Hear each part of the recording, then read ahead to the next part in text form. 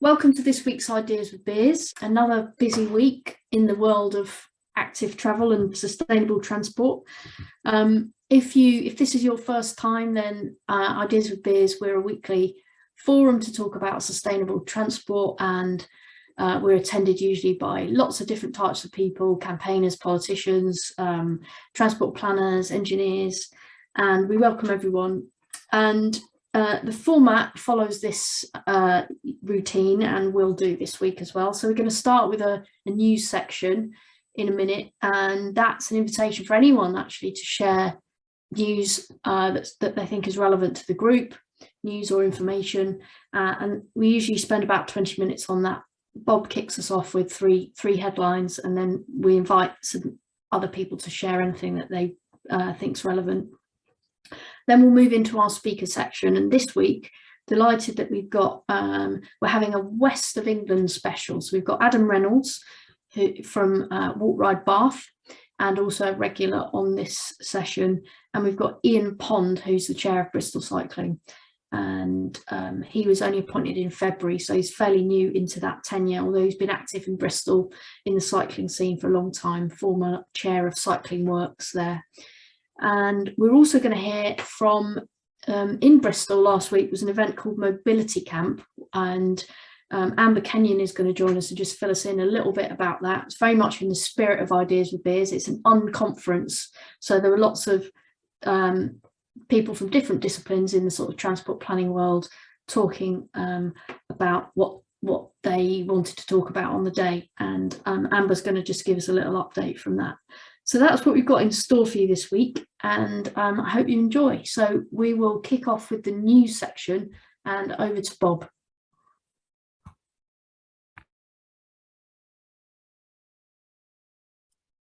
Hi there. Still only got 34 people. You're okay to kick off? Yeah. 34 people. Wonderful, 34 people.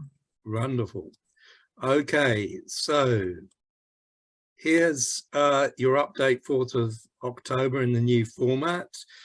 I'm still putting up stuff about Ukraine because there's still a war on. I actually spoke to an old colleague of mine who lived in Ukraine for a couple of years, and there are some really upsetting stories from there. So there's something you can do for sending bicycles to people in Ukraine. Bob, are you going to put your slides up? Yeah, they are. They are up. Sorry. No, we can't see them. Okay, so wait a minute. Let me just do that. So I have to share screen. Wait a minute.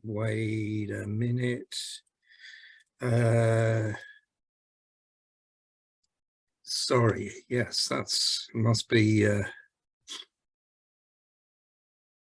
It's all right, Bob. You got out of practice. Share. So, can you see stuff up there? That's it. Yeah. Okay. Right. You're good to go. Sorry, just move that out of the way. How do I? Yeah. Right. Okay. So, yes. There's what you can do to send bikes to Ukraine. That's something you can do. And here am the news. Just go over 3 issues and riff on them a bit. This is the first thing. You may follow me as Chair RDRF on Twitter, and I noticed a French HGV in Regent's Park for the Freeze Fair, and it had the old stuff about blind spots, which we tried to deal with in Britain. We've been trying to deal with this for 30 years.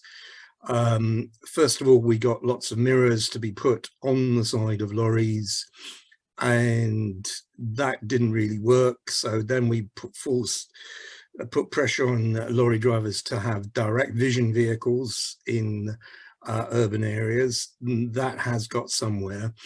Actually, it's basically doing something for the freight operators to make life easier for them to do what they should be doing in the first place.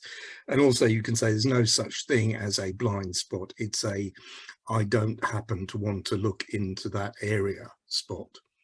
So anyway, I did a thread on that. And I seem to have got lots of followers from France amongst the cycling activists who are very keen to work on this issue. And some of them are actually doing this, saying, you know, just chucking it back to the the lorry drivers, saying, watch out, I'm in your so-called blind spot. So bit of activism there. It's interesting to see how the message can spread from one country to another and how we need to do that. Okay, bit of activism there. Here's the thing which I might repeat from time to time, that when you actually do something to reduce motor vehicle traffic or to say there are problems with motor vehicle traffic, the opponents say, oh, nobody ever told us, you're just making us do this very quickly, it's unfair, we don't mind, but you shouldn't be pushing us, and so on. And it's a bit like the, oh yes, cycle lanes are good, but not there, that sort of approach.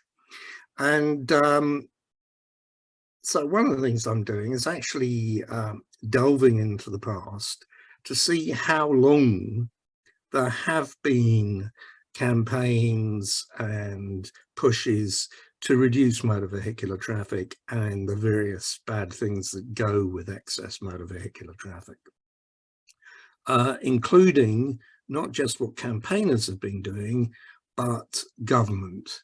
And to say that, to just get this point across, that it isn't sudden. We've known there have been problems for ages and ages, and we've been trying to do things, and government has dragged its feet on the matters.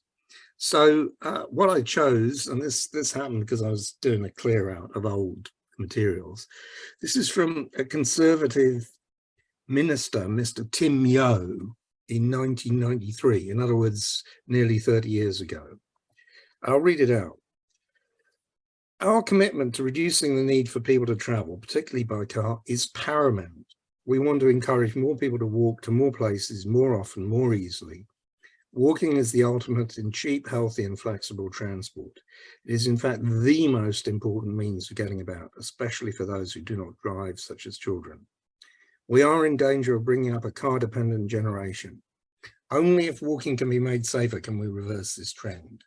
What greater freedom or independence can a child have than to be able to walk unaccompanied to school, the shops or to friends? Why should they always be dependent on their parents, let alone the car? So that's one for your files. Okay, and finally, here's Department for Transport release. I haven't actually got the link here. I might try and dig that up.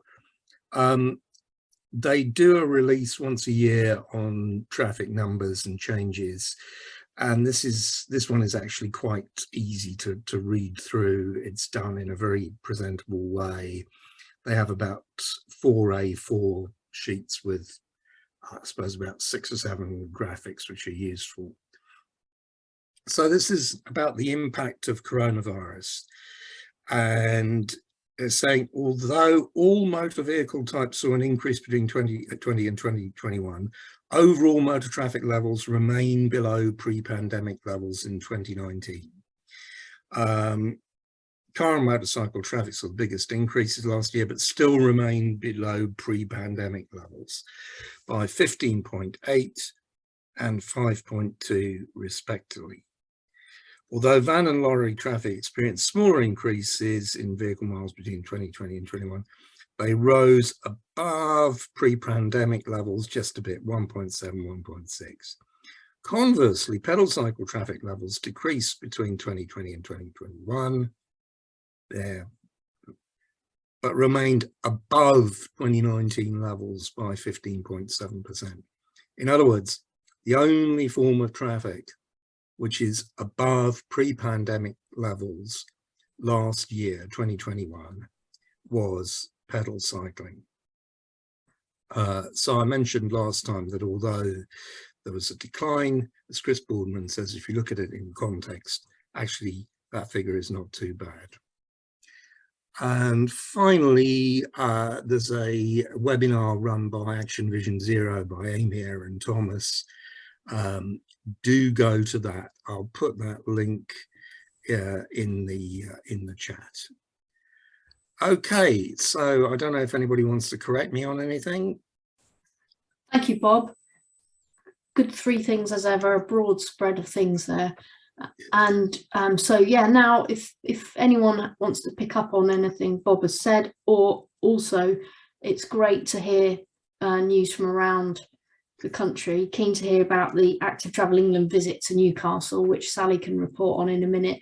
But I see Simon's got his hand up, so we'll go with Simon first, but over to you, Simon. Hi folks, just to say from London we've realised one thing that I think is probably important. So we've got 80 million for the year for active travel, but what we didn't realise is we've also got basically 69 million for LIP funding as well as part of the funding settlement. So LIP allocations have gone out to boroughs in London kind of during the last week, and there is now a TfL list of schemes coming thick and fast. So I guess just expect to see quite a lot of activity in London. And Claire, LIP is local implementation plan. So traditionally boroughs would get a couple of million each, depending on population density and various other things, to do stuff that was in line with the mayor's transport strategy. That is now all being more tightly than ever, I think, kind of controlled.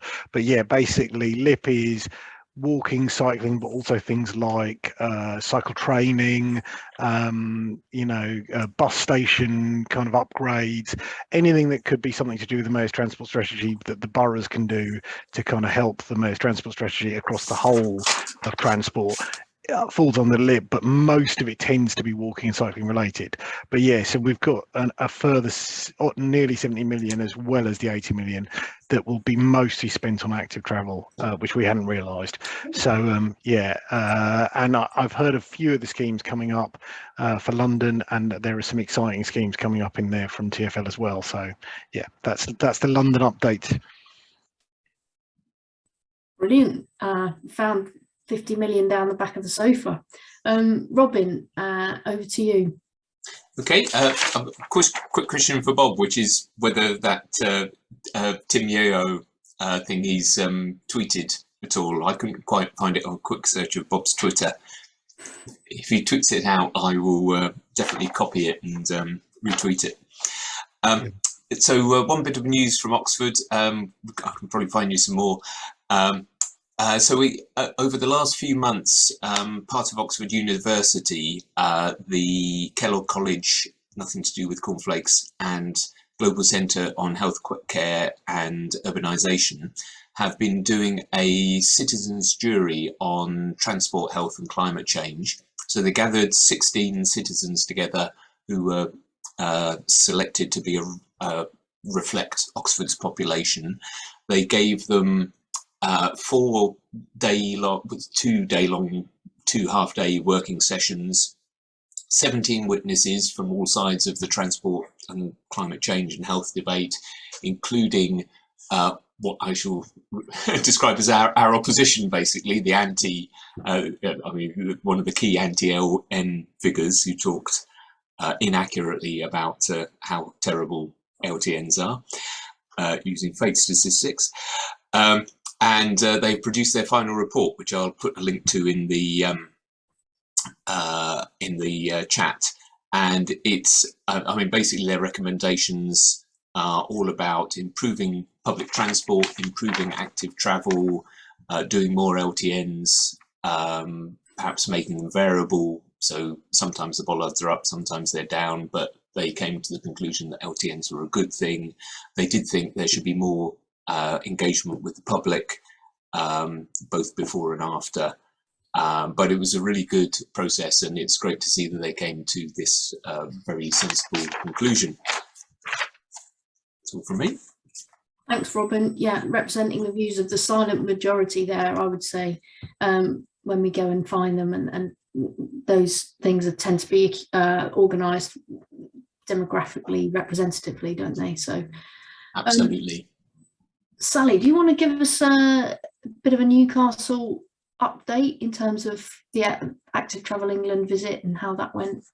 Yeah, we had a treat on Friday. We had Active Travel England, the sort of senior leadership team, come and visit, and Chris Boardman and Danny Williams and Brian Deegan. And we spent the day cycling around the city with some officers, a few people from Sustrans, and looking at they're wanting to sort of film sort of good sort of examples of things, you know, successful schemes, and then also sort of before and after, so some of the plan changes that they've funded, looking at what it's like now, so that you hopefully you can come back and see what it's like when it's been completed. So yeah, it was a real mixture of stuff. So some of the really good stuff that Newcastle's done in recent years, some pretty kind of awful main roads that there are aspirations to change, yeah, it was really interesting to hear a bit about how kind of the setting up is going. And I think we're all you know, we've all felt that it's slow. I think they kind of can see from the outside, everybody thinks what's going on, it's also slow, but this seems to be quite a lot going on in the background. And my impression was that they would be up to sort of full strength by early next year, perhaps by the end of the year or by the spring. I'm not entirely sure. So yeah, happy to answer any questions if anyone has them.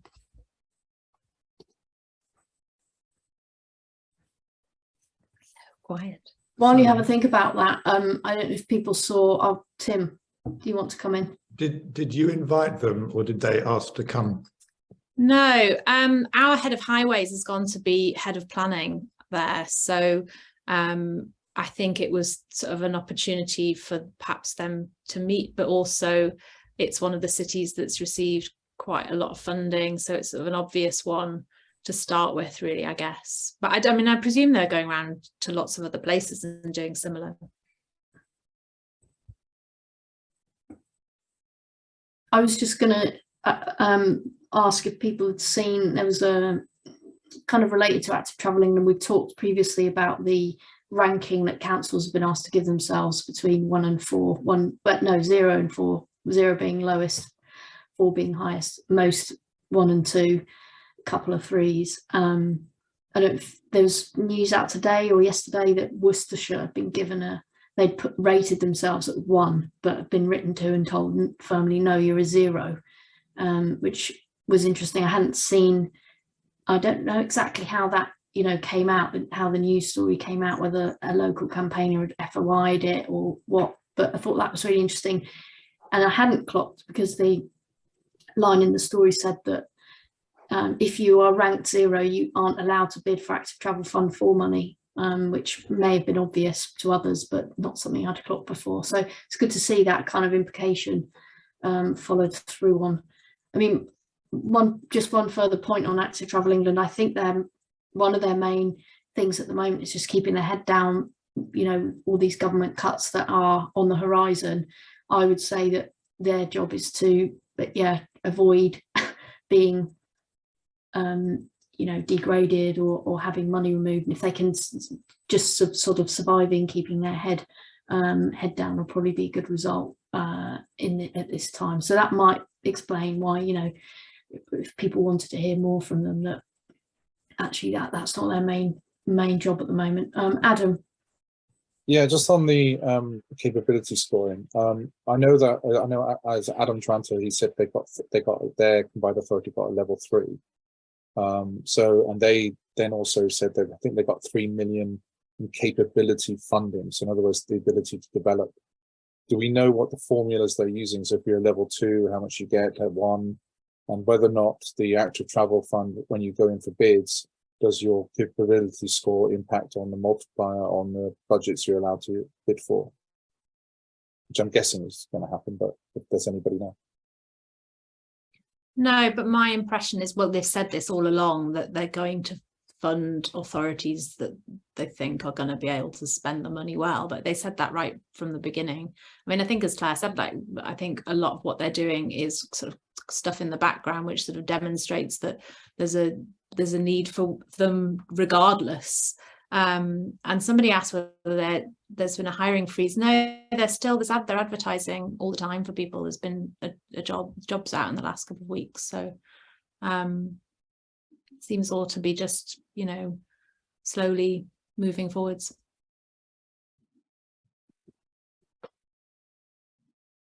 Tim. I seem to remember the chair of Worcester County Council saying he was going to personally rip out any cycle lanes that went in at the start of the pandemic. So I'm not surprised that they got a 0 rating. And I'm sure there were Worcester activists on here around that time who were pretty horrified at what was going on in Worcestershire. But I thought the You Can't Bid extended to just travel funding, not just active travel funding, so it would screw up their highways projects. Am I wrong in that? Have I got that completely wrong? That was what has been stated in the transport decarbonisation plan, that in future that would happen, but this particular news story just referenced active travel funding. So whether that's a sort of lever that has to get pulled when they follow through on some of these mechanisms that aren't fully there yet, or whether that was just the way that the story had been written, I don't know. I'm having trouble accessing the chat. Sally has said good question, Shan, but I can't see her question, so could anyone ask it? Or I can ask my question. Thanks, Shan. I wanted to know how local authorities who were within a combined authority were considered. So in Greater Manchester, the 10 local authorities are highways authorities, but yet all of the active travel funding is running through Transport for Greater Manchester, which is not a highways authority. Yeah, does anyone know the answer to that? So yeah, do the individual councils get rated, or does the combined authority take the rating? Looks like Adam's got a view on that. They had the option to do it or not. So either the combined authority could submit a general thing, or they could do it at an individual HA level. However, given the timescales, I believe most combined authorities submitted the general one this year, but next year they won't be allowed to, and it'll be down at an HA level. How they manage ATF funding, which also goes through the combined authority, down into each of the individual highways authorities, at that point, I think will get slightly more complicated. But it is looking at what happened in Baines, where they submitted a tranche 3 bid and it got refused. I suspect they will be doing that sort of granular analysis of which particular scheme is going to which particular highways authority and what their individual capability score is. I could add a little bit to that. I know what happened with the Northeast authorities. They put a whole load of stuff in, more than they did get. And yes, I think the judging then went on. Certain authorities did very well out of it and others didn't. So, and that decision was made not by the combined authority did the first sort of slice of the cake, and then Active Travel England said yes, those people, but not those ones.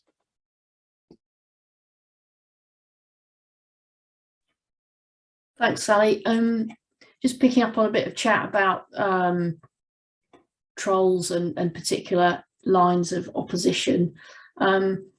I think, not keen to surface trolls, but one thing that I think is fair is about, his point that the guy mentioned about increase on traffic, has been debunked, including by Sustrans in the data that they shared around school streets. So perhaps if people can share links to articles or reference material that effectively counter his points, that would be useful. This is mainly about a Telegraph article about revised DFT traffic counts. And really the simple answer on this is the DFT traffic counts were always a bit wonky donkey, in my view.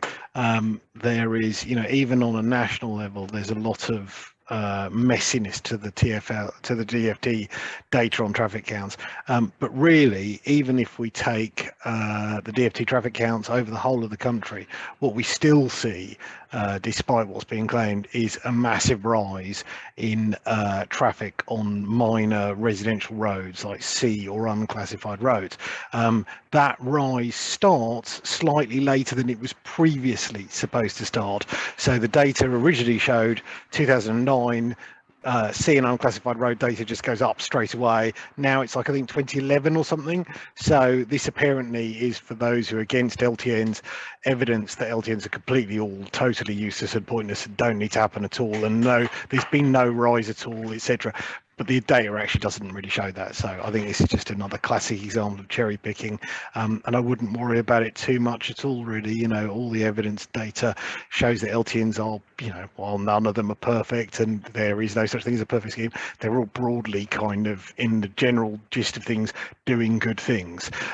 So yeah, my advice would be ignore the trolls, put out the positive case, keep doing the positive stuff, be brilliant, everyone. Thanks, Simon. And yeah, feel free to sort of carry on that part of the conversation in the chat and share links. I'm going to move us on, Robin. So if you could put your point in the chat, that would be great. And I'm going to move us on. Before we get into our speakers, I will, one update that we wanted to hear from was Mobility Camp in Bristol last week, which was, as I said, an unconference. And Amber Kenyon, who works at Mott MacDonald, is one of the organisers. So Amber's managed to get in.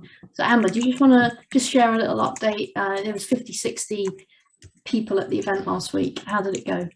Yeah. Apologies for the delay in getting here.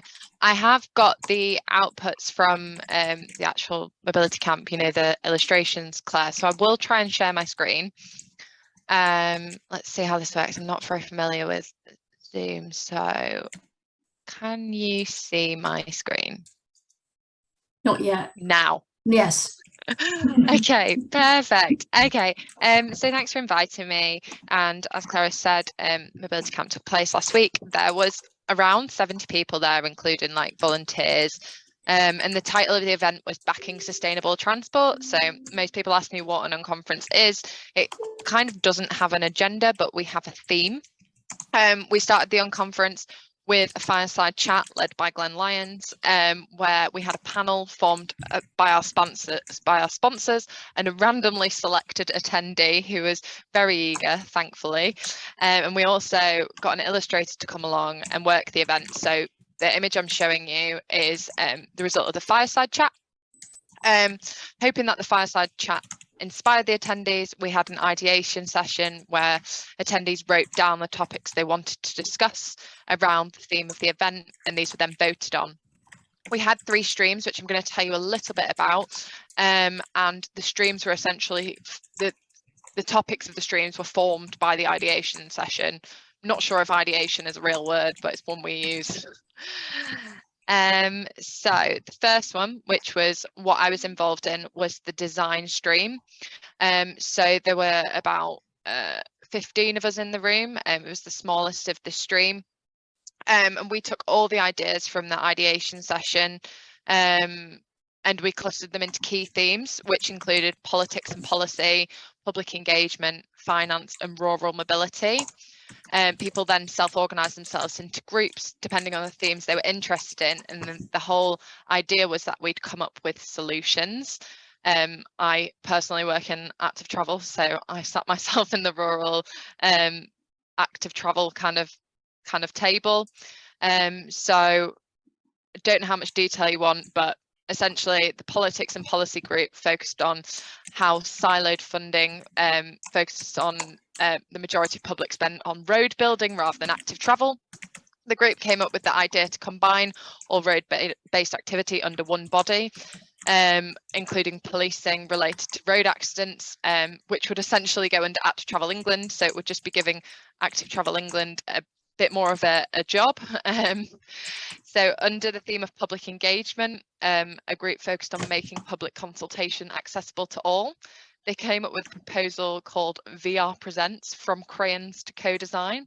The idea was to engage schools in talking about transport and inviting the younger generations to co-design their local streets, which would then be put into virtual reality and shared with staff, parents and the local communities. This was all about getting kids involved at a younger age, because we often see gaps in engagement, like under 18, but even under 35, to be honest. So the parents being around that age would also be useful. And then under the theme of financing, there was an idea about coming up with community carbon credits and an app for people that travel actively or via public transport.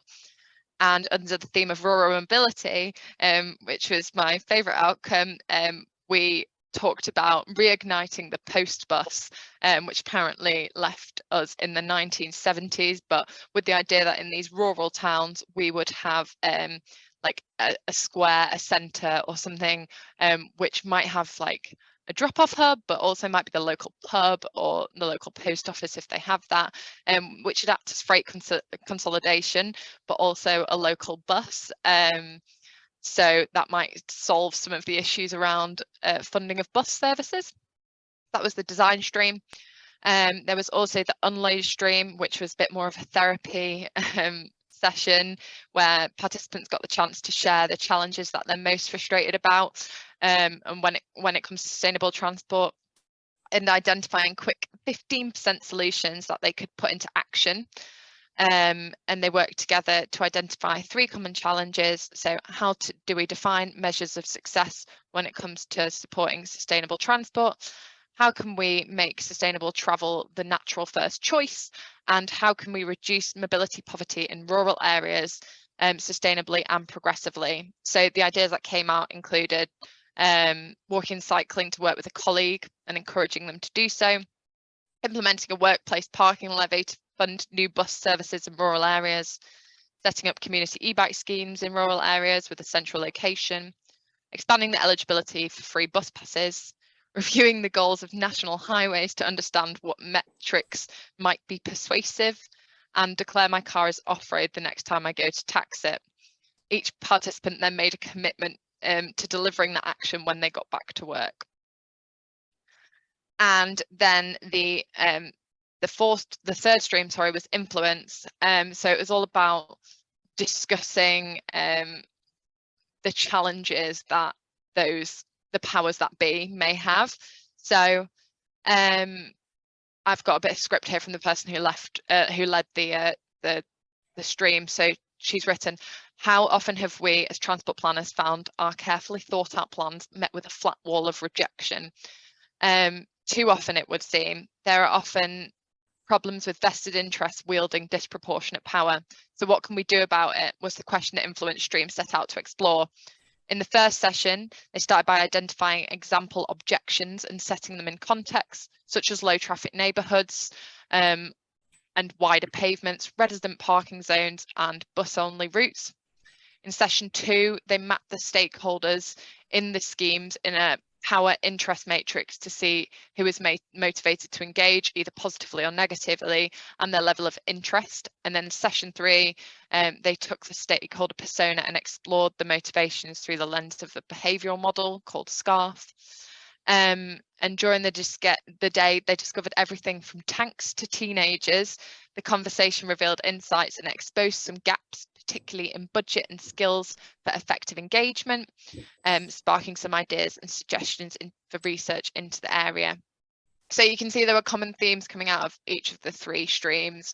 Rural mobility was a big one, but public engagement was another one that were identified as big problems for sustainable transport, which should be no surprise, but throughout the day, having those conversations with people like sparking solutions was really interesting. And I had positive feedback from Claire, who seemed to enjoy it. So yeah, thanks for listening. If there are any questions, I don't know if people should ask them now or can email me. Claire, it's up to you. Thanks, Amber. Yeah, I think if people have got questions, maybe put them in the chat, and also let them know how they can follow news of, you know, when you're running future events. That's brilliant. If you stop sharing now, we will. I would love to figure out how to do that. Stop share, found it. There we There you go. go. Brilliant. And a Zoom tutorial to boot. Thanks, Amber. And if anyone else is involved in events and you know, you'd like to share, either to promote them in advance or share headlines, then, you know, that can fit in the news section of our crowdsourced news. So we're going to go into the speaker section now. And I'm delighted we'll kick off with Adam Reynolds, who's a regular here, but is going to talk about the state of play in the west of England, which is one of the combined authorities and perhaps one we don't hear from so often. And Adam has also been involved in Walk Ride Bath and is going to talk a bit about how they've approached the challenge that we know we all face in the specifics situation of Bath. And we'll be followed by Ian Pond from Bristol. So over to you, Adam. I'm assuming everybody can see, so I'll just carry on. Hi, I'm Adam Reynolds. I'm currently the acting chair of Walk Ride Bath, and the reason why I'm acting is because I no longer live in Bath, and we're trying to kind of move along with that next week. So this kind of is like I want to talk about not just Walk Ride Bath, but I also want to talk about Bristol Cycling as well as the Bristol Walking Alliance, plus many other groups. But in essence, John Asher, who used to be quite high up in Sustrans and has moved on from there, he basically described exactly what we as different groups have been doing over the many years that we've been in the area. And what we try and do is basically, and what Bath is from a point of view of individuals, we kind of shift or manage the Overton window. We bring radical ideas and make them into policy. So things like low traffic neighborhoods, that sort of stuff. You know, we're looking at kind of what's happening at a national level, even global level, and then bringing those good ideas into kind of a local context. We engage with the community, at ward, pretty much with like ward councillors. We then also kind of clearly work at city and town level, but then at a kind of policy level within the council. And now, because of West of England Combined Authority, we also work at a regional level, engaging not only just with, as I have done with Bristol Cycle Campaign and Bristol Walking Alliance, but also with other groups, for example, the Wiltshire Cycle Campaign as well, because of where the location of Bath. From a point of view of what we do at a local level is, in terms of the council, is that we're a critical friend. We're there to provide advice and kind of critique what they're doing, as well as encourage them and support them and what they're doing. But another aspect of I think what campaigners do is they actually have memory. Many of those schemes that we kind of work on, you know, they take 5-10 years to come to fruition, and in that time you can see a new cabinet minister of transport once every 2 years, and in doing so, and then you see the movement of officers kind of cycling through attrition rates, and you end up in a place where you're the only people that actually know what happened to that bridge 6-7 years ago, and you're the one that can give those quick answers. Also critical to us is networking and knowledge sharing, and people like yourselves, which are amazing, you know, and basically encourage everybody. This is still one of my favorite network pictures ever, because I'm right down in the bottom picture there, as well as I'm guessing some of you are in this picture as well. But Walk Ride Bath as an organization is very much an umbrella. Individuals work within it, we support each other. Individuals have their own sort of pet projects, and kind of we kind of work as best we can in a kind of organic fashion. It isn't a kind of hierarchical structure, even though I am currently chair. I just wanted to really talk about how it used to work. I mean, it used to work that the Department of Transport would maybe launch a particular fund. Individual highways authorities or councils would then bid against those particular funds. They would get some money, and there we are. They would then try and spend that money, or more than likely they get the money and then sort of, you know, eventually not spend it on what they said they would. So, for example, in Baines, you know, when we supported the council to put forward a Cycle City Ambition Grant 2 bid, we put it forward, said, hey, look, these are the Sustrans Developed Network routes that you got them to do in 2014. These would be a fantastic thing. So we got out of that, we got the resurfacing of the one of the towpaths a bit wider, which is fantastic, and we also got a bridge. So it makes no sense from a point of view of the project. There was no control over really what was happening. It was just a case of eventually they had to spend it somewhere. Nowadays, it's very much different. You have Active Travel England, you have the West of England Combined Authority that works as the Transport Authority, and you then have the Bristol Highways Authority, South Gloucester and Bath and North East Somerset highways. Around that, they're providing or about to provide the key route network to West of England, and they will work as a highways authority for that key route network. And critically, the funding streams are now very different. You now get yearly capability funding, yearly active travel funding. There's also the sustainable transport settlement that WECA has. And then on top of that, you have the LTM 120 compliance, as well as the support and training. And to kind of encourage that sort of movement of individuals or councils or highways authorities specifically, the active travel capability scores now are a vital part of that. If I'm going too fast, just tell me to shout or something. Right. So what Baines has had in the past used to be something called the Active Travel Forum or Accessibility Forum. This was shut down because for reasons usually politically, and we've lobbied and really pushed to have what they now call the Journey to Net Zero Forum.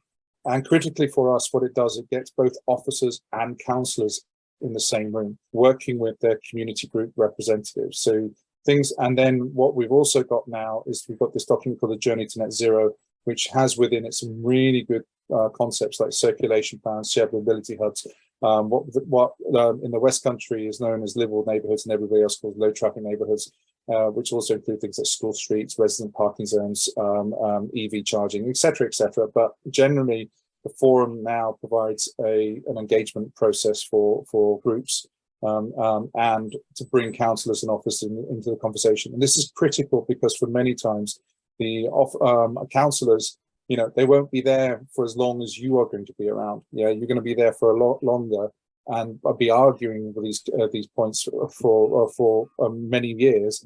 And officers stay around for many years, and having that kind of consistency really helps, and also brings along the councillors.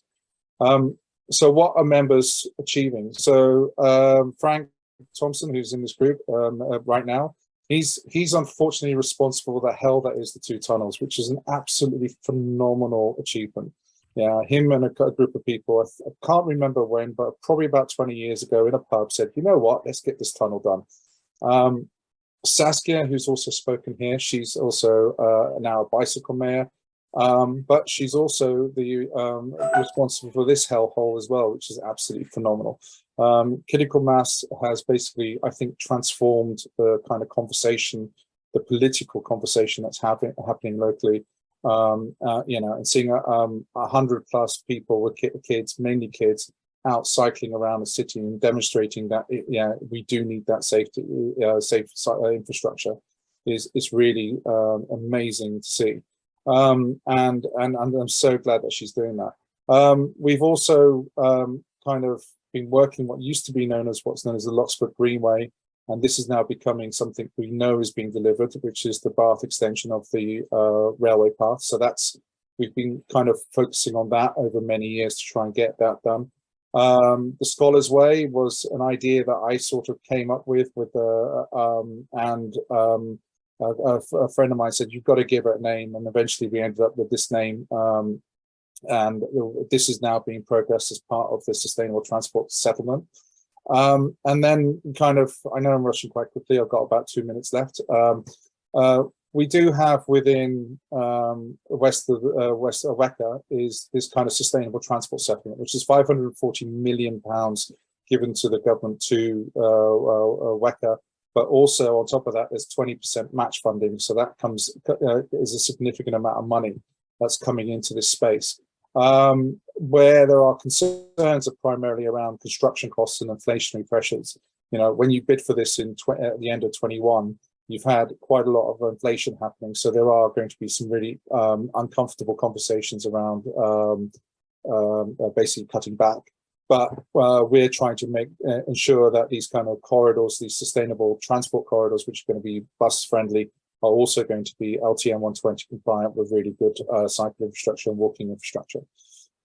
We also think kind of the circulation plan and the living heart for Bath. The living heart is a stolen term that we took from the Bristol living heart. Did talk to the guy that invented that idea, and he said, "Do you mind?" He said, "Absolutely not." And this is basically like a network of low traffic neighborhoods in the city center that kind of cohesively create what looks like a heart or a pork chop, but I think calling it the pork chop is probably not that good.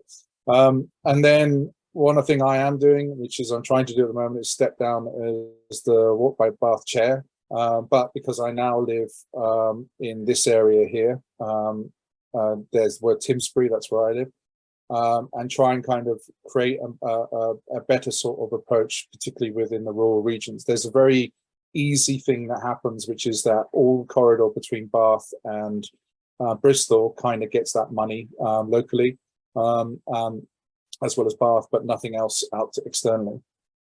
And that's it with 9 seconds to go. Any questions?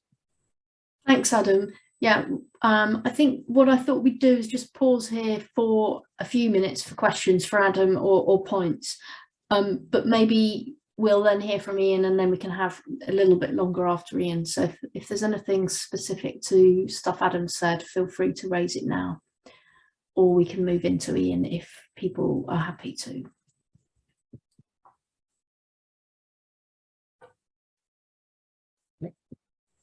The only point I think might be relevant for you rather than after Ian is just about the West of England Combined Authority. It's got this real mix of like rural and almost more rural than urban. And is that difficult in terms of it is what do you campaign for first, and how does that mix affect campaigning? Well, I think it also, from a point of a political context, comes into this as well. So, for example, at the moment we do have a Lib Dem administration, and so what you're seeing is that you're seeing some of the project selections are very much down to, it helps them. So, yeah, when they put in their Active Travel Fund Tranche 3 bid, they went for this out of the way track, which they needed resurfacing, which connected an area of Bath to the university. And we kind of very quickly said, look, if you're going to go for this, you're going to get it rejected because it's not doing the right thing as per the rules of the fund. And it did get rejected. And we're trying to push that sort of, there's a point where you've almost got nothing left to build in that area. And then you start moving into the rural areas. And the problem with that is you're not talking, oh, you need to add in a mile of track here or do something. You need to add in 10 miles of routes, or you need to, and that then makes those projects significantly harder, which is why the sustainable transport settlement is really important for those sort of longer connections, because they can quite happily spend 10, 20, 30 million pounds improving the route. The other thing I didn't mention, which is that WECA actually, as a combined authority, it has a different structure, I think, to, say, Greater Manchester. And there isn't that top down. They actually work in partnership. So the mayor has equal voting rights as the leader of each council. So when things happen, it very much is a decision that has to be done as a majority vote across all councils. It's not just a case of the mayor come in and dictating what happens. Whereas I think with Greater Manchester, there's a much more sort of direction that Greater Manchester can do. But this is why I mentioned the key route network. What's going to be happening is the majority of the A roads in the area are going, or I think all of the A roads and possibly some B roads, are going to be adopted by WECA, and they will become the Highways Authority. And the moment that happens for those routes, this delegation stops. If you look at the sustainable transport settlement, the way they're funding it, basically WECA allocates money to each highways authority, and that highways authority then uses its individual processes, its political structure as well, to end up trying to deliver something. And that either works or doesn't. And that depends really on the humility of, say, each highways authority. So, for example, Bristol, this is my own personal opinion, is quite, we're good, we know what we're doing, go away. Yeah, and then you see everybody else marking their homework and pointing out it's not LTM 120 compliant. Whereas to a certain extent, some of the schemes coming out of, say, Baines, they're kind of reaching out saying, yeah, we need to make sure that these are good. Can you help us? Yeah, it doesn't mean they're actually getting there. But the LTM 120 compliance is the absolute critical thing right now, and really, really helping us get good quality. Yeah. On that note, let's move into Ian, because I'm just conscious we're time's ticking on. So, Dave, if it's all right to hold your question till after Ian. So let's hear from Ian now. Thanks, Claire. Thanks. Hi, everybody. Let me just share my screen.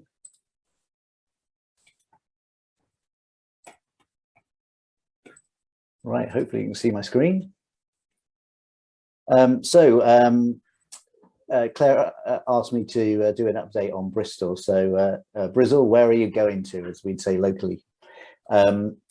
So I'm Ian Pond, I'm the current chair of Bristol Cycling Campaign, and just walk you through what we've been doing recently and where we are in Bristol. First of all, about Bristol Cycling Campaign, advocating for cycling here for over 30 years. This is our pamphlet from autumn 1991, the first edition. Currently in numbers, we've got just under 2,000 mailing list, got a big Twitter following, pretty good Instagram and Facebook following, and we use Slack as our mechanism to communicate with project managers, as it were, within our active members. So obviously most of what we do is cycling related in terms of consultations, road justice, and cycle parking, secure parking, but we also collaborate with other community and broader issues, certainly livable neighbourhoods for Bristol, as there's a pilot in Bristol in the east of Bristol on cycle hangers in different community areas. There's a little progress at the moment, but potential for the future. There's a few school streets already in Bristol, and we want to promote more. And as Claire mentioned earlier, my involvement in the employer side activity on Cycling Works Bristol, where we've currently got over 50 employers that employ 30,000 people in the greater Bristol area. So just a few sort of highlights, as it were. Our area of Greater Bristol definitely expands into South Gloucestershire. South Glos is probably the largest growing part of Bristol at the moment, to the north of Bristol, but also to the east. South Glos extends there as well. So we do work closely with the council in South Glos and with supporters in that area. You've all heard of the Bristol Bath Path. Unfortunately, a couple of years ago, there was a really bad crime spike there, like perhaps we're seeing on the C10 at the moment in London.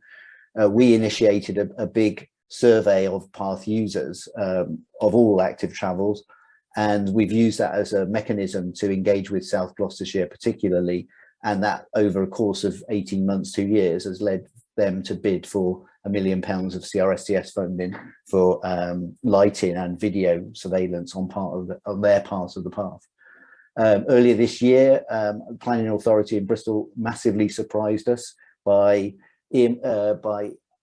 approving a piece of disused railway path that had been earmarked as a new road for a long time as an active travel corridor, which is quite amazing, and we've been getting supporters out working on that. Bristol have looked to reduce motor transport through the centre and pedestrianise more of the centre.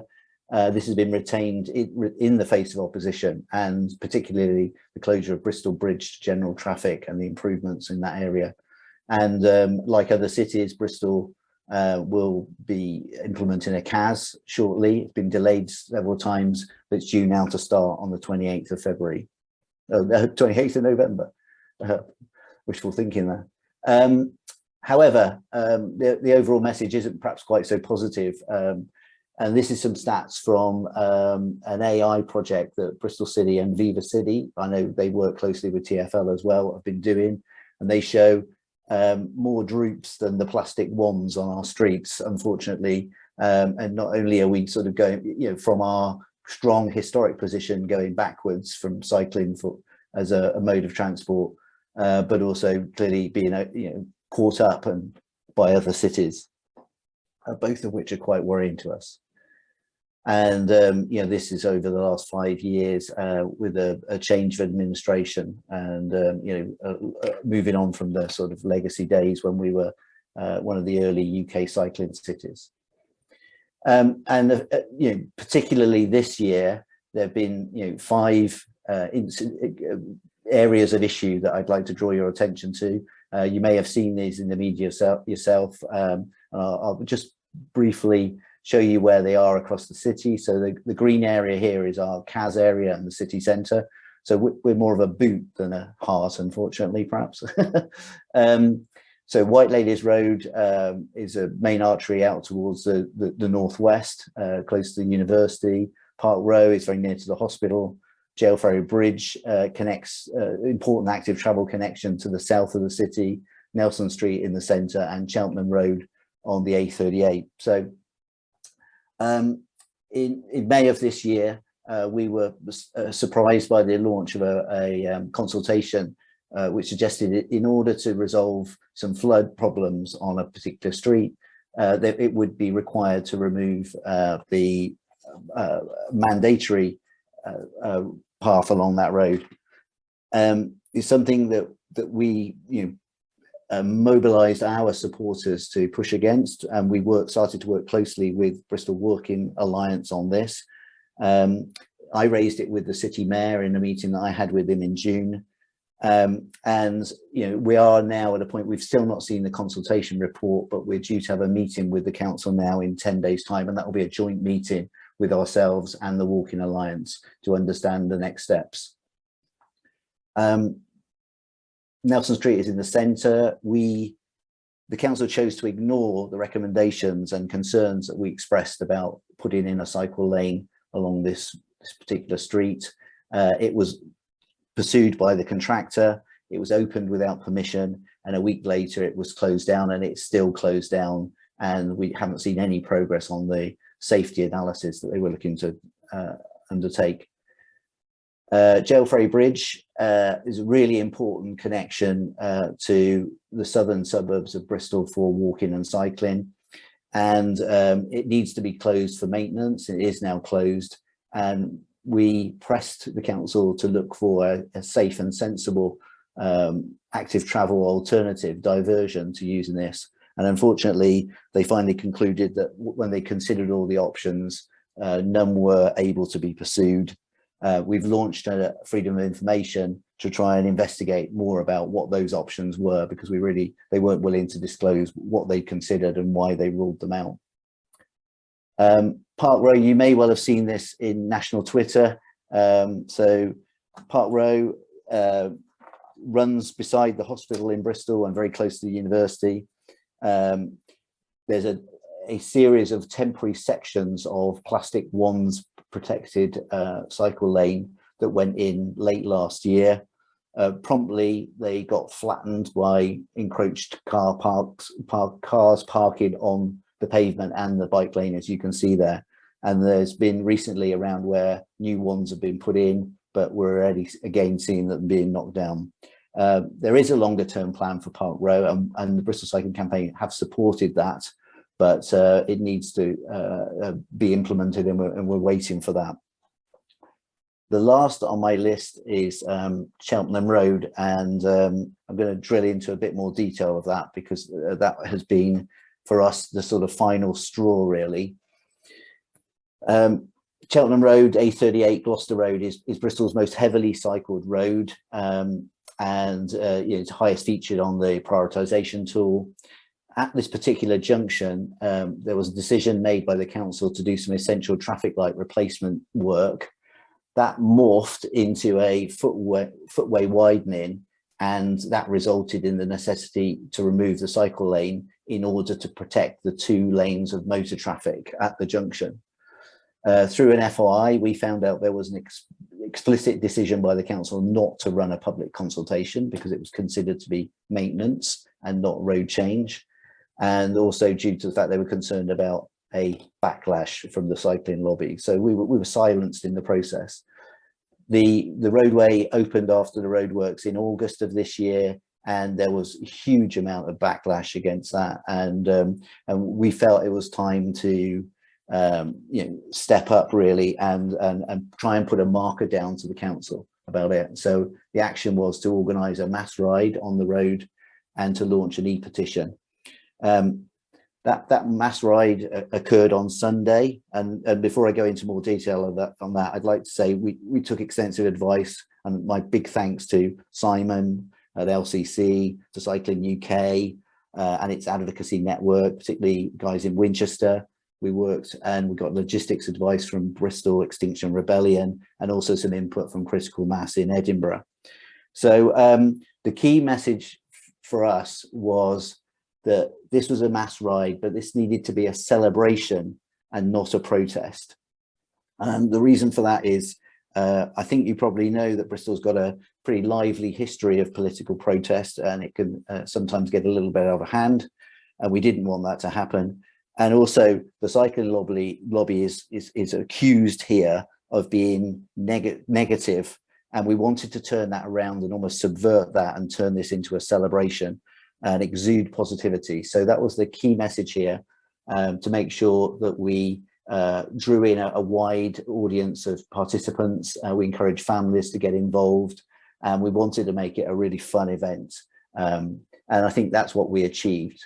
So it occurred on Sunday, and you can see this is the Cheltenham Road, and we filled the Cheltenham Road. Definitely there were hundreds of people. Bristol Post reportedly said 2,000. I'm perhaps not so sure about that, but certainly it was many hundreds and more than we'd anticipated. And equally, it was a huge mix of cyclists from across Bristol. There were loads of families there. We originally were hoping to do a joint ride with Critical Mass in Bristol, but that wasn't possible. But we set up lots of stewarding. We had Bristol Ambulance on bikes there. We had mobile mechanics and Doctor Bike on hand, and we corked every junction to make sure that everyone could travel through safely. And I got messages, talked to parents afterwards about the fact they were confident to bring their kids on the ride and put them on some pretty hostile roads. Gloucester Road, Cheltenham Road is pretty heavy, and we went round what's called the Bear Pit Roundabout, which also officially known as St James Barton Roundabout. And this was a comment we heard, that lots of people choose not to cycle on this roundabout because it's pretty damn hostile to cycling. Exuding positivity was an important thing as well. And this is actually a comment from Sarah Berry's tweets that you've probably seen. But we were encouraging people to be positive. We got lots of positive messages from drivers. We got a few honked horns, but on the whole, it was really positive, and positive feedback from drivers along the way, who we clearly did disrupt and deter slightly. So pretty much the last of my slides. So the ride culminated at College Green, and this is the City Hall. And we used that to get some great pictures, but also we launched an e-petition yesterday. I'm very happy to say that in the course of just over 24 hours, we've achieved over 1,000 signatures. We need to get 3,500 in order to get a full council debate. So we're getting on to a third of the way there after one day. And it needs to be signatories from people who live, work, or study in Bristol. So I'm sure you'd like to help us, but you may or may not be able to. So thanks for that. Just finally, looking forward, we want to pursue this success on public engagement and grow our supporter base further. We want to extend the collaboration with other active travel groups in Bristol, and we're working really well and closely with the White Walking Alliance now. We want to do more community outreach, and we're transitioning to a CIO, a charitable organisation, to achieve that. From a political perspective, over the last year, we've been engaging in councillor rides, and we want to step that up further, because The mayoral system in Bristol will come to an end in 18 months' time, and so relationships with individual councillors and the future committee system is really important. We have a board seat on the One City Transport Board. My colleague Toby's there. We're going to pursue further FOI requests because we think there's lots of stuff that we need to see that we're not seeing so far. And we want to build on the strong history of cooperation that we've got with planning officers in Bristol, but also extend that to Becca as well. So thank you very much. That's me and that's us. Fantastic, thanks, Ian. Really interesting to hear what's happening in different places, and sounds like the timing with your ride and the petition was really good. Before we just open it up, I'll just ask, what's your analysis of why Bristol Council hasn't supported cycling to the level that you want them to? If that could be answered fairly briefly.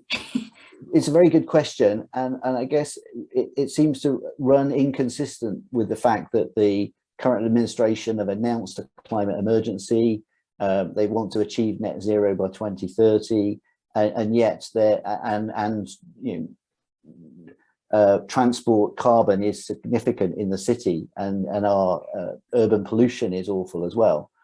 And I guess we struggle to understand why, but there seems to be a very pro public transport bus lobby, and I think historically there was a very strong cycling swing of the pendulum, and it's almost like swung back away from cycling and more towards public transport. And yes, the buses in Bristol are awful and they do need to be improved, but that doesn't need to be exclusive to the other, and that's, I think, a little bit of what we've seen recently. Okay, Nick, do you want to just come in? You're from the Bristol campaign, so do you want to come in first and I'll go to Dave? Yeah, I mean, I was going to add to Ian's answer to the last point, your question, Tim, because I was his predecessor as chair of the campaign. And it seems to me, and this is something I learned from years ago with Simon at LCC, it's all just politics as far as I can see. And in the last year, in the last 6 or 7 years, we've had less than 1 mile of new segregated cycle track, whereas in 2012 we were probably the leading city for cycling in certainly in England, maybe in the UK. But the administration which came in 2016, the mayor doesn't seem interested in bread and butter issues in the city. His eyes seem to be elsewhere.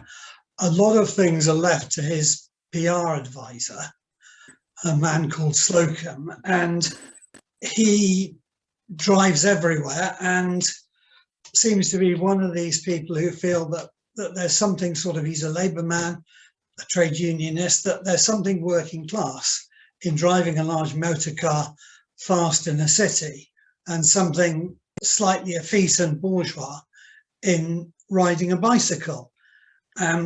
We seem to sort of suffer from almost those personal prejudices.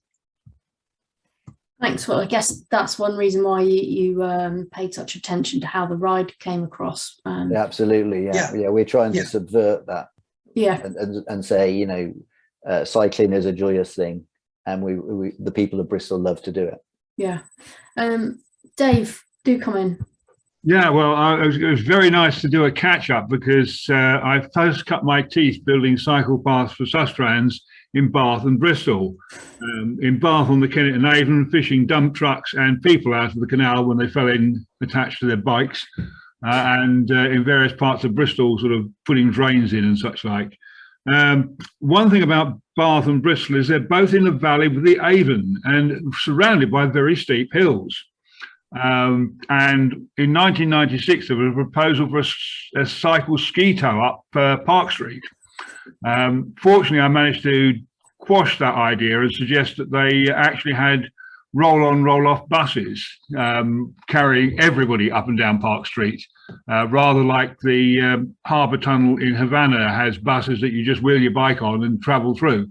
because you can't cycle through the Havana Harbour Tunnel. So I see there's great potential to do stuff there. There is actually a funicular railway in Bristol, which is derelict.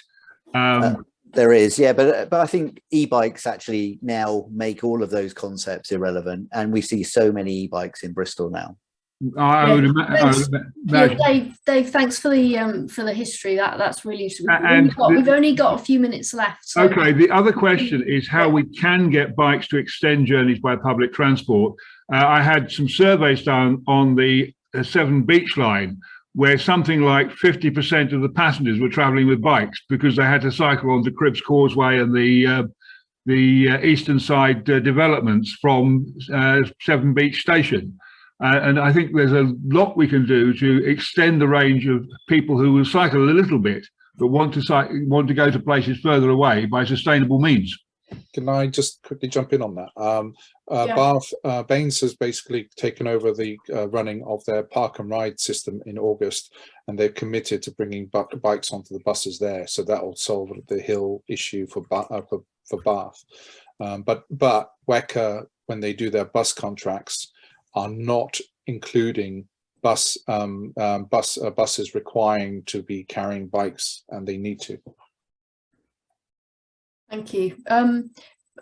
Could you, Ian and or Adam, pick up on the hilly point and the growth of I was there last week with phenomenal number of e-scooters in use, and I just wonder whether, has the cycling campaign kind of broadened its view to take in other forms of mobility in order to reflect that, or what's your stance on that? I can go again. In terms of Bath, when they set up the e-scooter trial, they kept it effectively as a tourist attraction in the River Valley. Only recently have they gone up into the hills, and they suddenly found that lots of the older residents are really loving the e-scooters, but they are finding, I think, that a lot of the e-scooters are being used to take people up hills and not down them again. So there's probably a management issue in that space.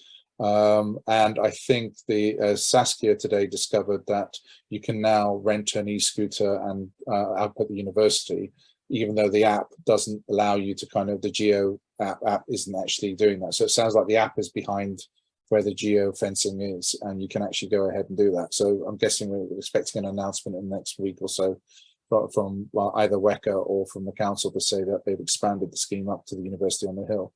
But you are right, there is a problem around e-bikes are still good, but e-bikes start from effectively argue that they can use from the age of 14 onwards.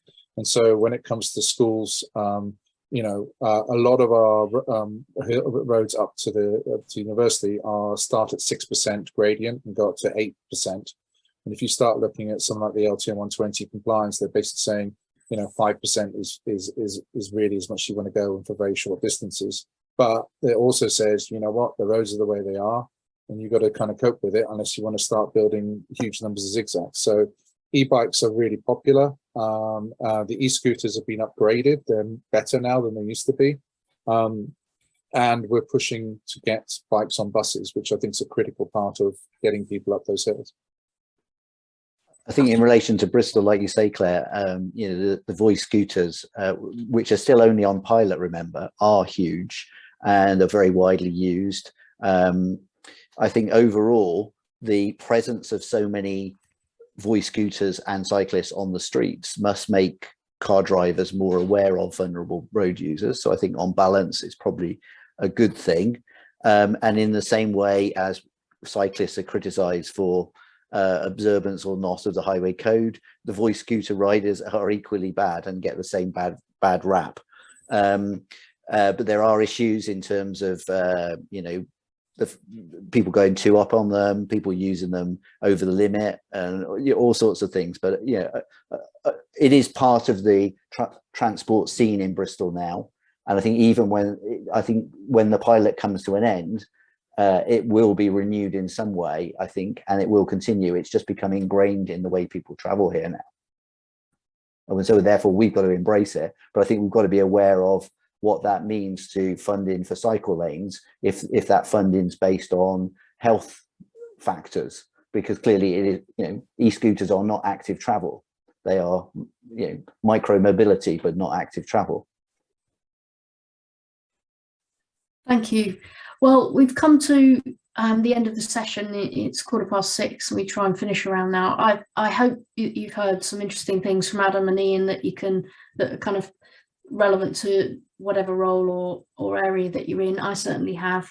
And if anyone is in a part of the country they'd like to sort of share what's going on, I think it's always useful. There's always something that's different and also something that's the same that is generally useful. So thanks for this week. And next week we have got an update from Roger Geffen from Cycling UK, who we've asked to come on. And we're also, our sort of guest speaker is the founder of Cycle Sprawl, Karen G. So those are who we're currently got lined up for next week. So look forward to seeing people there. And thank you for joining us.